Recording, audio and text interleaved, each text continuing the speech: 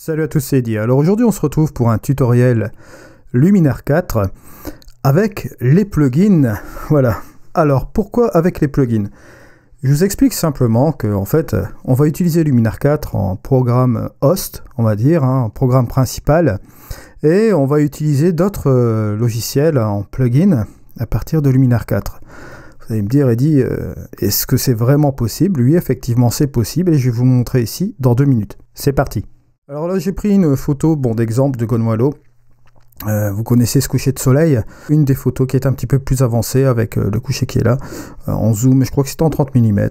Voilà. Ce que je vais faire, c'est la correction géométrique, etc. Vous voyez, juste un peu comme ça. Un petit recadrage.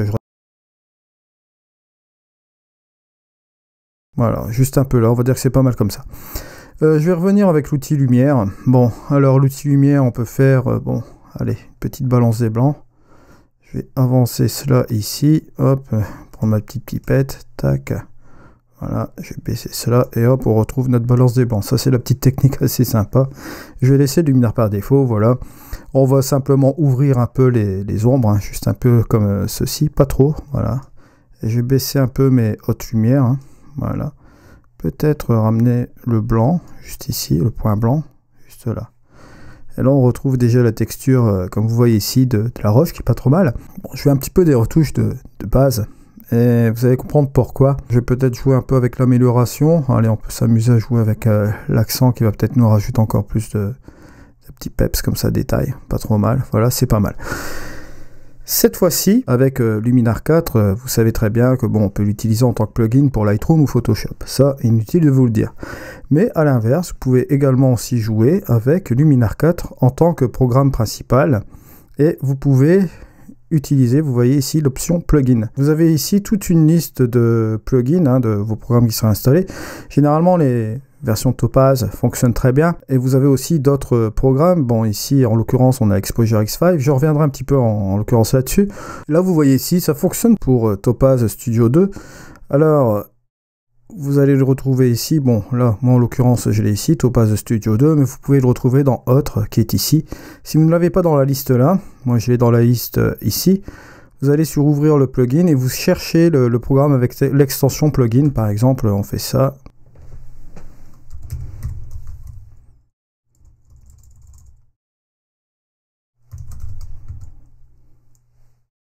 Et vous allez tomber sur l'extension Topaz plugin, etc. Voilà. Ça, c'est pour le petit truc. Il y a la méthode donc par plugin, hein, comme je vous l'ai montré ici. Édition par plugin. Donc ici, ce sera Topaz Studio 2, hein, où vous le retrouvez aussi également là-dedans. Mais si vous n'avez pas la possibilité d'ouvrir le plugin ou vous voulez utiliser le système aussi également, je vous montrerai une autre méthode juste après. Donc restez bien connectés sur cette vidéo jusqu'à la fin. Vous allez voir, ce petit truc est assez sympa. Bon, je vais encore redresser un petit peu parce que je trouve ça vraiment pas droit. Je vais dire que c'est bien comme ça. Ce que je vais faire, c'est fichier, édition, donc plugin. On va aller dans Topaz Studio 2. Appuyez sur continue, on arrive sur Topaz directement. Hop, vous faites close, voilà.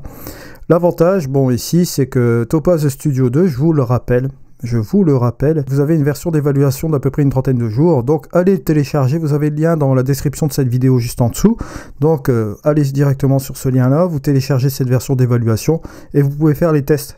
Voilà. Ici, vous avez le cancel et vous avez le accept, d'accord? Accept, c'est quand vous aurez fini votre édition. Alors là, ce que vous avez comme avantage ici, vous voyez tous les filtres de, de Topaz Studio 2. Si vous voulez faire des essais de tous ces filtres-là qui sont disponibles avec Topaz Studio 2, et vous allez voir ici des choses qui sont vraiment intéressantes. Comme là, par exemple, on a le focal blur. Si vous voulez un petit peu aligner votre sujet ici, par exemple, juste là, voilà. Hop. Et que vous voulez rajouter un petit peu du flou d'arrière-plan, vous voyez, c'est possible de le faire. Alors vous avez même une transition qui est là, vous pouvez réduire cette transition, mettre une dure, ou simplement la faire progressive, et vous pouvez rajouter encore plus de, de flou, comme ça, voilà. On peut faire aussi du tilt and shift, c'est un petit peu le même système avec que la vraie lance en hardware, voilà. Vous pouvez jouer avec la position, vous voyez, juste un peu comme ça. Et la rotation, bien entendu, hein, voyez. Donc, vous voyez, vous avez plein de petits effets comme ça qui sont dans Topaz Studio 2 qui sont super intéressants. Ça va vous permettre un petit peu de jouer un peu. Vous voyez, c'est dans les stylistes et ici dans les créatifs aussi qui sont juste là.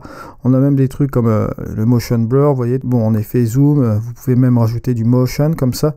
Ça vous fait un effet tremblement qui est pas trop mal. Bon, on peut régler avec l'opacité, vous voyez, juste un peu comme ça. Ça peut vous jouer un petit peu sur les effets. Après, vous avez différents types. Hein, vous voyez, comme ici, c'est assez amusant. Voilà. On peut même jouer un peu sur ce truc-là. Ça peut vous donner des effets assez sympas, hein, un effet niveau déformation, etc. On peut, bien évidemment, jouer un petit peu ailleurs. Hein. Regardez là, c'est assez amusant.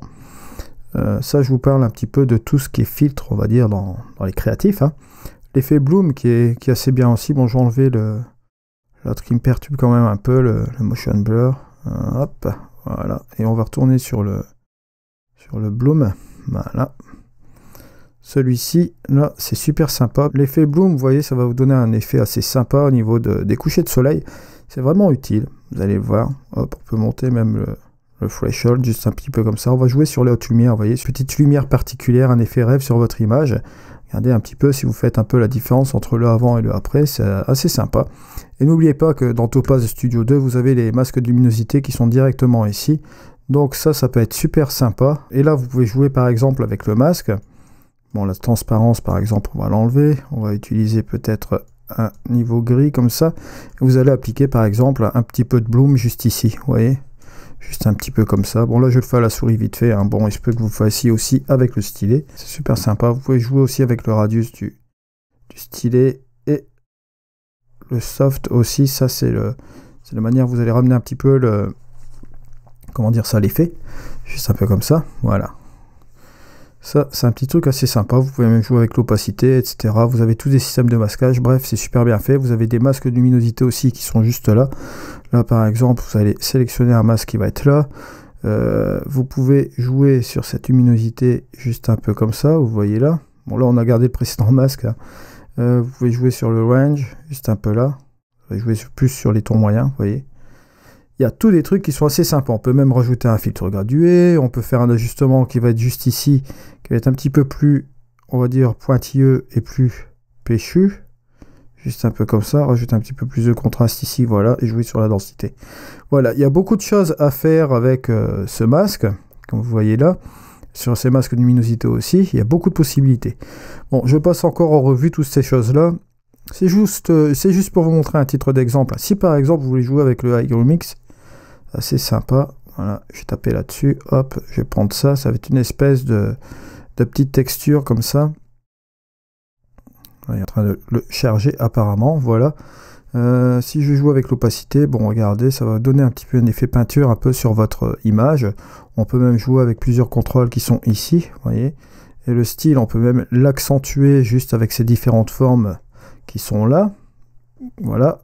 Ici, on peut jouer même sur les bords. Et des bords un petit peu plus doux, voilà, juste un peu comme ça. Et comme je vous l'ai dit tout à l'heure, on peut jouer avec l'opacité, hein, regardez. Voilà. Et on peut rajouter un effet un peu cartoon, juste un peu comme ça.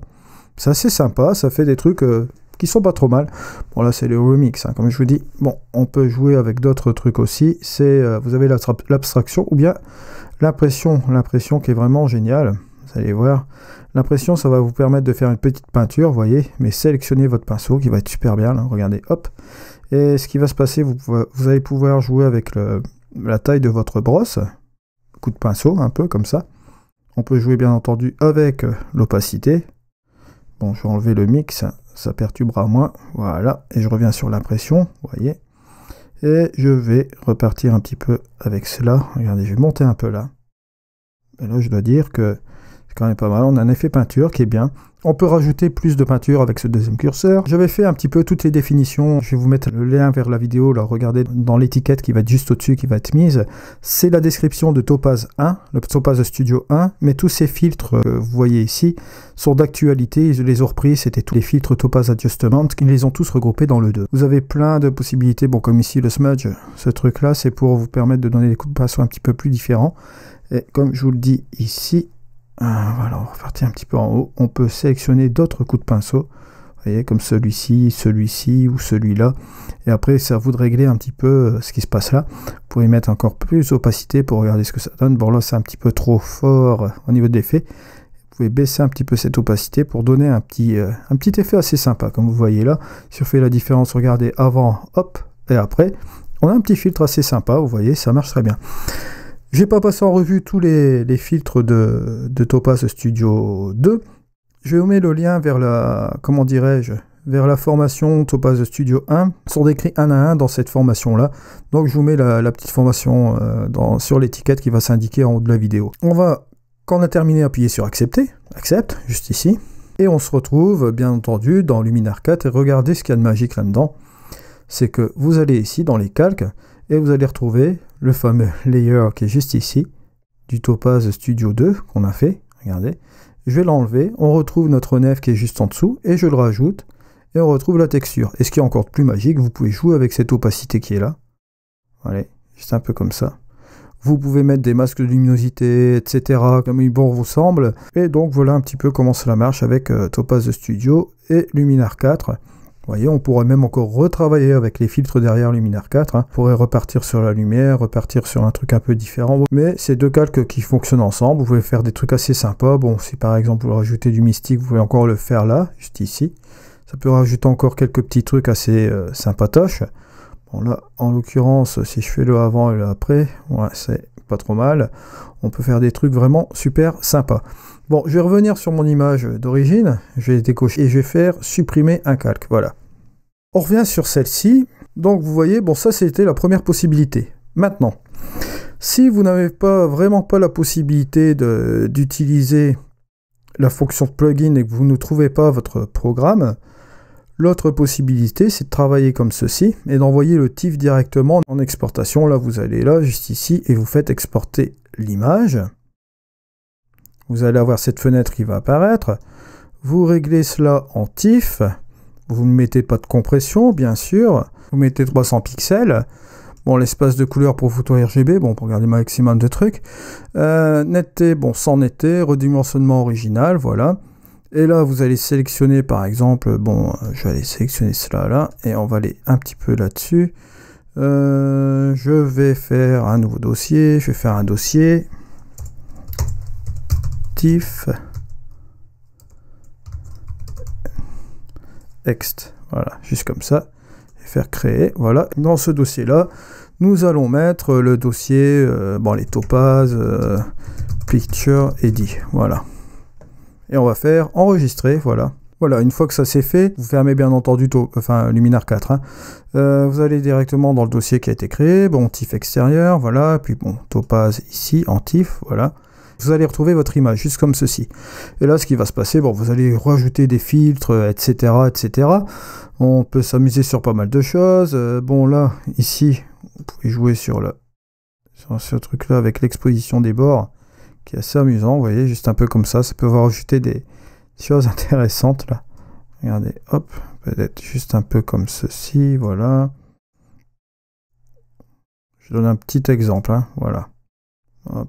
Et ça aussi, voilà, je fais un petit truc rapide. Je vais prendre une autre couleur peut-être pour faire ces bords-là. Hein. Accentuer la couleur ou bien simplement jouer plus comme ceci, ouais.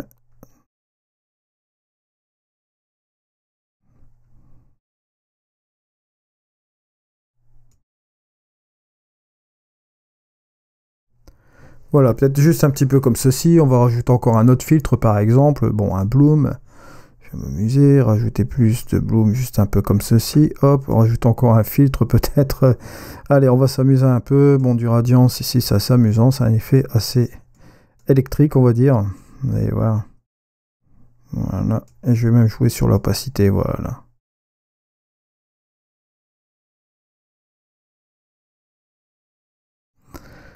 Voilà, c'est juste un petit test. Hein. Bon, on a rajouté quelques petits trucs, vous voyez, bon, 0.31, voilà, hop, vous avez terminé. Qu'est-ce que vous faites? Hop, vous faites exporter. Vous le laissez comme ceci, hein, voilà. Pas de compression, Pro Photo RGB, 16 bits, optif, voilà. Topaz Picture, hop, bon là on va mettre Edit Studio, il y a le studio en plus, voilà. On remet dans la même chose qui est juste ici, et hop, vous faites export. Voilà, une fois que vous avez fait ça, vous fermez le programme et on va ouvrir Luminar 4. Alors on y est, on va aller dans les calques. Ce que vous faites, vous allez ici, calque, et vous faites ajouter un nouveau calque d'image, juste comme ceci. Là, vous allez chercher la photo Studio en TIFF, qui est juste ici. Et voilà, on retrouve notre photo Studio TIFF sur un calque. Et là, regardez, hop.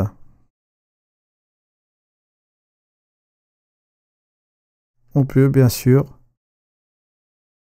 jouer sur l'opacité. Et on peut continuer le travail sur ce calque-là avec des autres choses, je ne sais pas moi. Peut-être spectaculaire, ça peut être amusant. Hop, on ajoute ça là-dessus. Bon, bien sûr, en l'occurrence, ici, c'est pas l'objectif de faire un workflow complet. C'est juste histoire de vous montrer un petit peu, peut-être un petit peu d'éclat pour s'amuser, juste un peu comme ça, vous voyez. Un petit peu baisser cette chose-là. L'opacité de l'image. Ou on peut jouer aussi avec le nombre de réglages. Ça, c'est simplement les réglages qu'on a ajoutés de Luminar 4. Voilà, ouais, ça c'est un petit peu la petite chose aussi qui change au niveau du calque aussi également. Vous avez ce deuxième curseur qui est ici, j'avais oublié de vous le préciser. Là, vous allez jouer sur toute l'opacité de l'image. D'accord? Vous allez réduire à moitié. Vous allez tomber sur le 9 qui est juste en dessous, d'accord? Tandis que le deuxième curseur, lui, c'est le nombre de réglages. On va interagir simplement sur les réglages Luminar 4 que nous avons fait sur ce calque. Et là, vous allez voir, hop, vous voyez, juste un peu comme ceci. Et ça, c'est vraiment pas mal. Si vous voulez régler à 50 tous les effets que vous avez fait auparavant ici dans le créatif, bon, l'éclat, le mystique et spectaculaire, grâce à ce curseur-là, le nombre de réglages, vous pouvez le faire ici. Hop, voilà. Là, on retrouve l'effet avec Topaz, et là, on retrouve les effets Luminar 4 qui ont été faits en sortie sur ce calque-là. Vous comprenez? Voilà, c'est juste le petit truc assez sympa aussi que je voulais montrer avec les calques. Je trouve cela vraiment pas mal. C'est une petite innovation aussi de Luminar 4, j'ai oublié de préciser la dernière fois. Voilà, donc on y est. On peut faire un avant-après. Bon, là, forcément, c'est un petit peu pas de sens parce que bon, c'était pas un workflow complet. C'était simplement pour vous montrer qu'il était possible d'utiliser Topaz Studio 2 avec Luminar 4 en programme principal. Hein. Vous voyez très bien ici. On peut également jouer aussi avec d'autres programmes. Je vous le montrerai la prochaine fois. Mais là, j'ai principalement insisté sur le programme Topaz Studio 2 pour la simple et bonne raison que vous pouvez le télécharger. Bon, vous avez mon lien qui est en dessous dans les liens affiliés là, en dessous de cette vidéo, où vous allez voir sur mon site. C'est très facile de le retrouver comme ça. Vous pouvez le télécharger gratuitement. Vous avez un essai pendant 30 jours. Donc pendant 30 jours, vous pouvez vous amuser à faire quelques trucs avec utiliser tous les effets de Topaz Studio 2. Et vous allez voir, ça se complémente quand même assez bien avec Luminar 4. Et ça peut être aussi sympa aussi. Donc vous faites un essai, comme ça vous voyez un petit peu si cela marche aussi, si ça combine aussi avec Luminar 4. J'essaye un petit peu de voir, comment dirais-je, comment je pourrais complémenter Luminar 4 avec d'autres programmes. Là en l'occurrence Luminar 4, Topaz, je trouve que ça marche très bien parce que mon Topaz c'est un petit peu plus vers le graphisme créatif et Luminar 4 on peut le cibler un petit peu comme ceci, mais on va dire que si on veut jouer un petit peu sur des effets de peinture, etc., on va plutôt partir vers le Topaz, et je pense que Luminar 4 et Topaz, c'est deux logiciels qui vont bien s'assembler ensemble pour faire éventuellement aussi des choses avec le graphisme qui vont être assez sympas, être un petit peu plus graphiques. Voilà. N'oubliez pas que vous avez aussi également la possibilité d'avoir une réduction supplémentaire avec le coupon code Edikinol sur les programmes Topaz Labs, mais également aussi sur les programmes Skyloom, etc. Voilà. Je vous mets tout dans la description comme d'habitude en dessous de la vidéo, et vous avez aussi mon site internet que vous pouvez aller voir régulièrement. Voilà. Je vais vous refaire bientôt une évolution de la chaîne numéro 6 sur une petite amélioration qui va se passer au niveau de la chaîne. Il vous prépare quelques surprises, donc restez bien tunés sur la chaîne, il y a beaucoup de choses qui vont être préparées. Je vous remercie de m'avoir suivi. Allez, c'était Eddy sur Luminar 4 Topaz Studio 2. Au revoir.